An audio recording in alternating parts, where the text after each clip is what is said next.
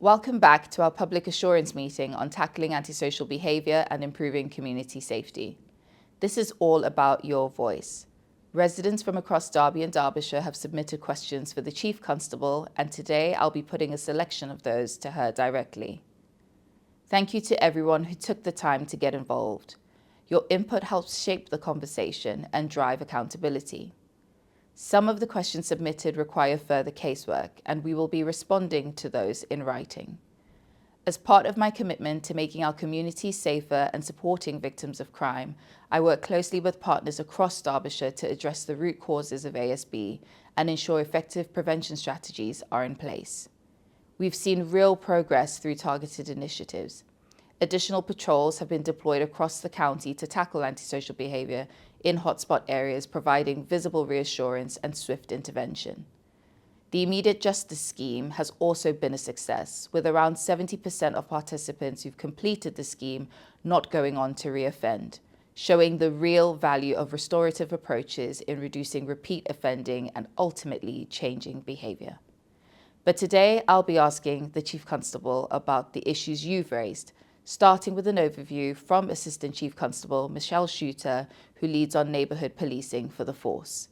She'll be sharing the work that the constabulary is doing to ensure that the force is doing all it can to tackle antisocial behaviour and keep our communities safe. So let's begin. Antisocial behaviour is such an important issue with our residents, and it is fantastic that you're joining us today to give us a bit more of an overview about the work that you're doing across Derbyshire. I know from going around and speaking to people in our communities that this is something that's close to their heart. It affects businesses, it affects communities. So understanding what we're doing and how we're working differently to make things better in regards to antisocial behaviour will be fantastic. Okay, no problem. So thank you for inviting me here today, and good morning for those watching online.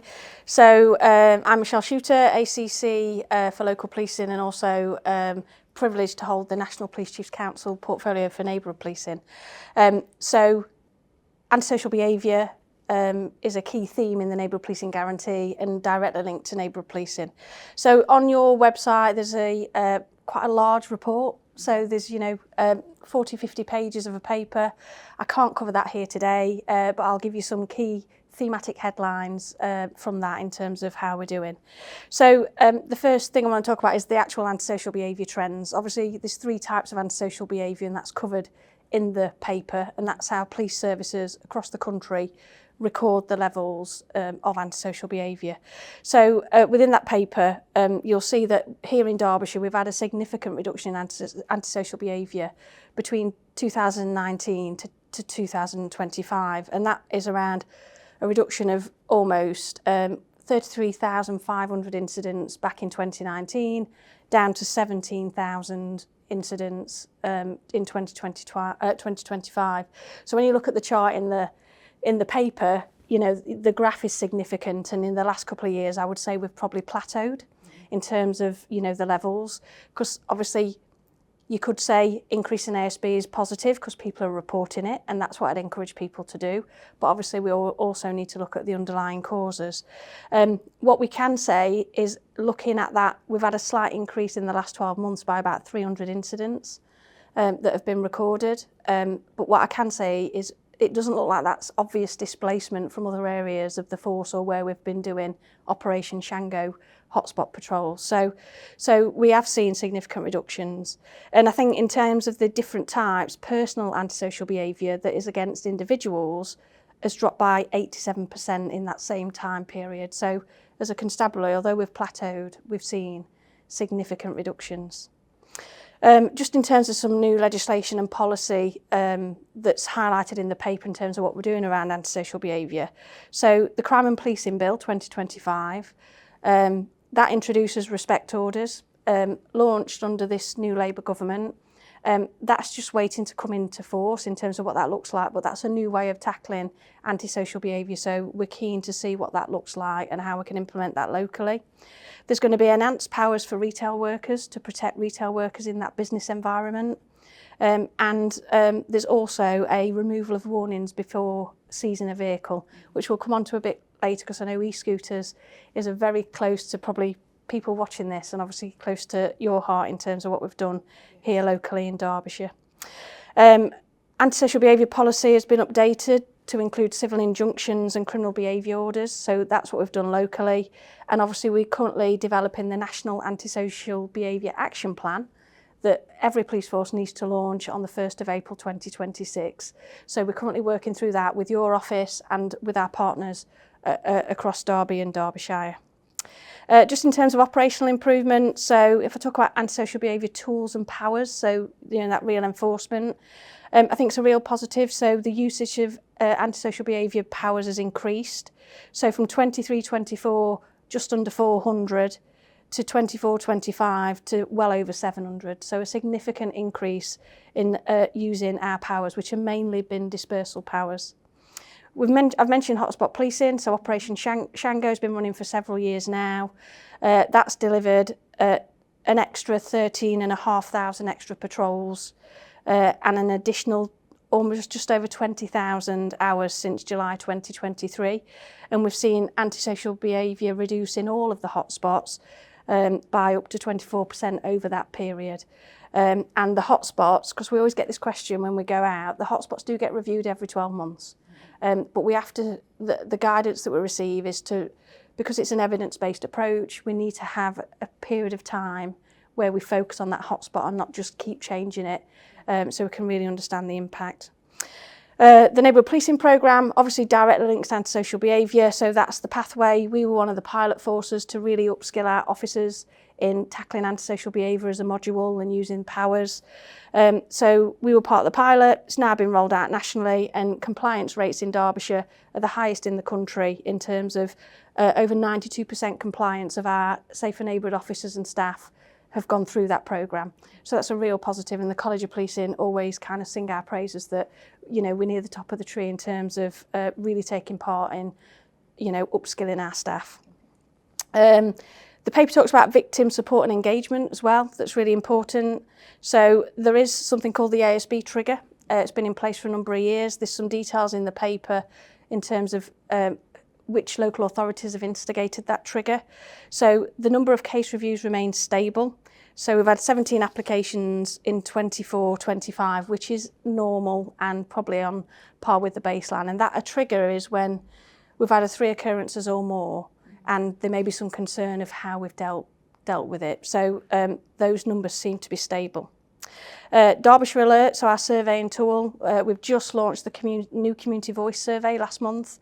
So officers and staff will be asking members of the community different question sets now to try and focus on antisocial behaviour in particular, and also trust and confidence questions. So some of that data is really starting to come through, and obviously next time we probably meet we'll be able to talk about what it's telling us. Victim satisfaction for burglary, so that's improved significantly and kept informed, which is always an Achilles heel, is up by 7%. So there's lots of work ongoing in that victim contact, victim engagement space across antisocial behaviour and other crime types that affect local communities. The paper talks about burglary and vehicle crime, so I'll only touch on those briefly, but there's some really good positive work being done by our local neighbourhood acquisitive crime teams that focus purely on home burglary and series of acquisitive crime.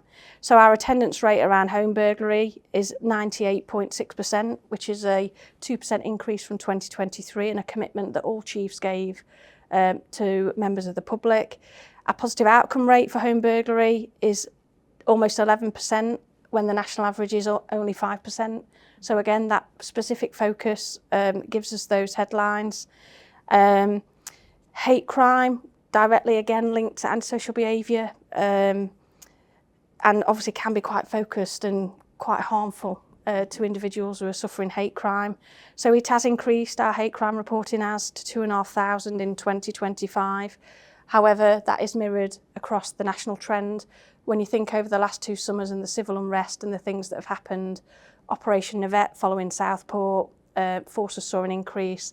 This year, Operation Lest, which is the concerns around asylum service users and asylum accommodation that we've seen up and down the country, all forces and us at the same rate have seen hate crime increase, especially this year in terms of the asylum seeker and that community kind of integration and tension that you sometimes feel in the locations. However, although we've had increases, our positive outcome rate for hate crime has increased to almost 21%, which is up almost 3% from 2 years ago. So that's a positive. And victim satisfaction for hate crime rose across all the 4 measures. So the whole experience is up almost 16%. So that's a real positive.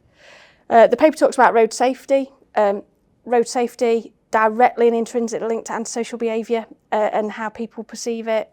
So our killed and seriously injured collisions is forecast to reduce in 2025, which is a real positive. So we originally forecasted about 450. We're now forecasting almost 400, but we are seeing a significant reduction in our killed and seriously injured collisions. E-scooters, so it may come up in the questions, but new approach, new designated powers to PCSOs, and over 600 e-scooters have been seized over the last 18 months, 2 years. When you look at the numbers before, you were talking probably 30, 40 a year. So that has really shot up significantly. And our community speed watch has expanded. We have 93 active groups and 860 volunteers. So there's quite a bit of work going on in that space. If I just touch on, I guess, risks and challenges as I come to the end of my bit. So what I see as risks and challenges for the constabulary and your office and policing is, one, the sustainability of hotspot policing and Operation Shango if the external funding ceases. Obviously in Derbyshire, we've mainstreamed some of that back-end funding around immediate justice that we link to antisocial behaviour. But the grant given from the Home Office would be a significant loss. And obviously we're still awaiting the financial settlement to see if that does come back into the constabulary. We have rising expectations around victim updates and digital engagement. So I think that's something that we need to continue to monitor. And our hate crime trends, as I've talked about, we just need to monitor if they continue to increase and actually what interventions are we doing in terms of that. And data quality is always an issue because we can only work on data and what the information tells us.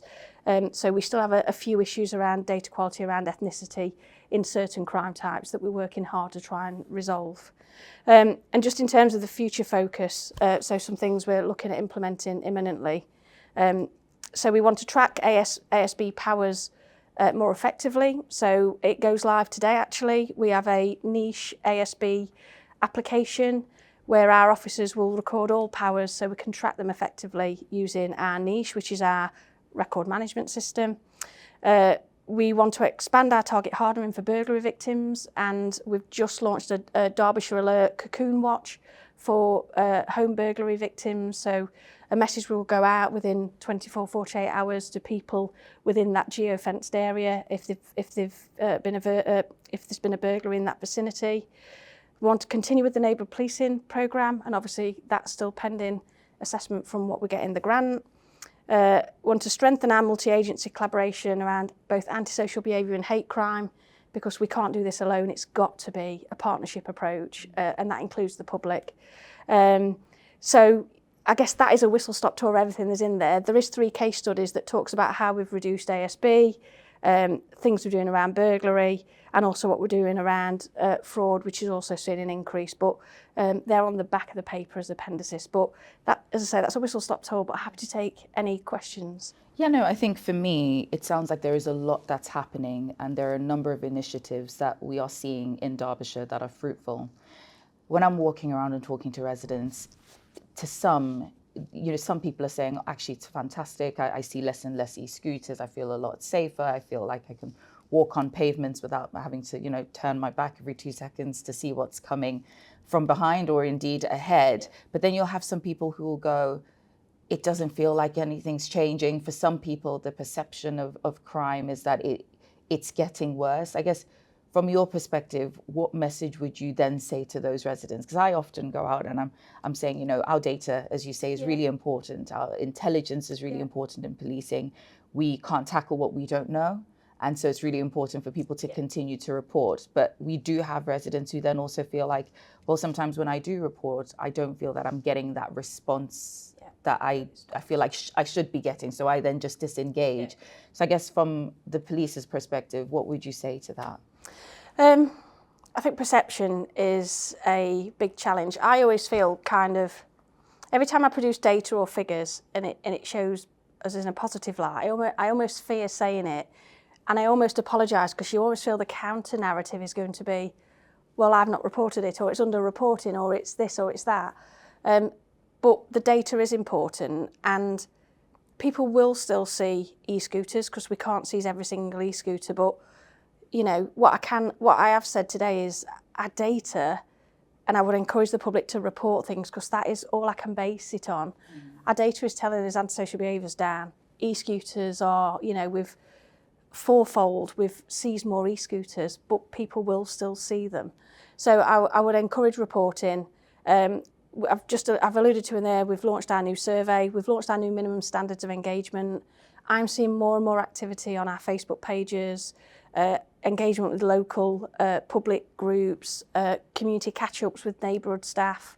So we're trying to be more visible. I would say report it, whether online, ring us, or go to one of those community catch-ups, because we can't deal with what we don't know. But perception is one that is a real hard nut to crack, and all we can keep doing is letting people know how they can contact us, keep putting the messages out in terms of impact and what we're doing to try and reinforce that we are working hard to try and solve problems.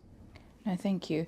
You touched on ethnicity data and some of the challenges there. Just for those that are tuned in, what are some of the challenges around that, as they might not understand what you meant when you say we're struggling to gather that sort of data? So sometimes, within a lot of our applications, so whether we do a stop and search, whether we record a crime, we will try and capture both self-defined ethnicity, which is an officer will ask you your ethnicity, and also the officer-defined ethnicity on some of our kind of applications we have to fill in for stop search, for example. Sometimes fields are missed in the system, and because the system doesn't override it, that can cause us issues, because we'll find sometimes officers either don't ask, people don't give us the ethnicity data, or it's not completed properly on the system. The importance for us, and that goes the same for if you're a victim of crime or a suspect. So that data is going through a data quality governance meeting, because if we don't understand where we may be disproportionate, that is the importance, that we're not treating certain sectors of the community, we're not over-policing them, we're not under-policing them. So that ethnicity data is really important. Okay. No, thank you for clarifying that, because I think in the statement, if people haven't read the report, which we encourage you to read the report, it was just to clarify what that looks like. And I guess, you know, we've touched on the fact that from 2019, you know, antisocial behaviour is down considerably, and the constabulary should be really proud of all the work that they're doing and all the effort that's going into making sure that our communities feel safer. You raised hate crime as an area where we have seen a spike, and that's we're not an outlier in the country, because we've seen a spike across the whole country, given recent incidences. But I guess to those communities and to those individuals that are victims of hate crime, I guess what would you be encouraging them to do as well? So from my perspective, going out into communities, and this is being raised as well as all the other issues that you've touched on too, but people are saying, well, you know, I just don't know if anything's going to happen with it. You know, it's really difficult to evidence, because you're not walking around filming every waking moment of your life. And so when something like that does happen, it's quite a sporadic, unexpected, awful experience, but it's one that's difficult to capture and difficult to evidence. So I know from our perspective, we obviously promote Derbyshire Victim Services, which is, you know, access to victim services no matter whether you have reported a crime to the police or not. But I guess from your perspective, is it still around just report it to us and we will assess that? Just your thoughts, really. So yes, report, however little or small you think it is. We do have a dedicated hate crime coordinator who does review every single hate crime incident or hate crime that comes into the constabulary and does a follow-up contact with the victim. So we will, which is, you know, that kind of reads out in the victim satisfaction figures. Victim satisfaction can be really difficult, and, you know, the percentages plateau, but hate crime outshines any other area of our victim satisfaction. And I think it's because we've got the hate crime coordinator. We work in partnership with the county and city. we use Stop Hate UK. There's lots of partners we can work with and support we can give to people. But I think that dedicated focus on each and every victim, should they wish to have that focus, we give from our dedicated hate crime coordinator. So I would say report it. The evidence might not be there, but at least we can record it and offer and signpost whatever support you may need. Yeah. You touched on the reduction of KSIs, which I think is fantastic news. In terms of the police and crime plan, residents said that speeding was something that, was really, from their perspective, in terms of antisocial behaviour, speeding in the community and residential areas, just anywhere and everywhere, was something that they wanted us to tackle. So we know that's one of the contributors. We know that there are many contributors to our killed and seriously injured figures, but that's really positive. And I know that there is work that we're doing around drink driving with the run up to the festive season, and the Force are doing an annual campaign that they do as well. So I think, again, it just shines a light on all the different efforts. It's not just one particular thing that's going to be that golden answer. It needs to be different things that we're doing, and obviously that we're seeing that through the report.